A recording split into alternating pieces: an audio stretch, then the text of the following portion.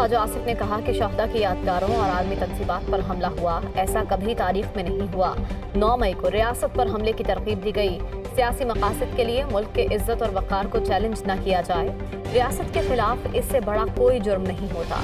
ان کو کمٹ کیا گیا ہے for trial in military courts. Ultimately کچھ لوگ جو ہیں ان کا ملٹری ٹرائل ہوگا۔ آپ ان کے جرم کا گھنونا پن جو ہے اس کو بھی تو ساتھ دیکھیں۔ پچھلے جب 9 مئی سے لے کے اب تک یہ لوگ بظاہر سیاسی کارکن تھے، ریاست پہ حملے کی ان کو ترغیب دی۔ یہ لوگ جو عدالت میں گئے ہیں یہ بتائیں تو صحیح، یہ سیاسی مسافر جو ہیں ان میں سے ایک شخص کو ذوالفقار علی بھٹو شہید نے سپانسر کیا۔ سیاسی مقاصد کے لیے جو ہے ملک کا عزت اور وقار جو ہے اس کو چیلنج نہ کریں۔ جو لوگ لے کے گئے ہیں اس معاملے کو عدالت کے اندر ان سے بھی اپیل ہے اور عدلیہ سے بھی ہاتھ باندھ کے اپیل ہے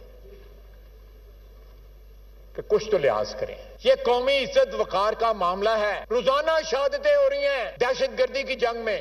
اس سے بڑھ کے جو ہے میں سمجھتا ہوں کسی ریاست کے خلاف، کسی قوم کے خلاف کوئی جرم نہیں ہوتا۔ سٹار نیوز، جیو پاکستان کے لیے۔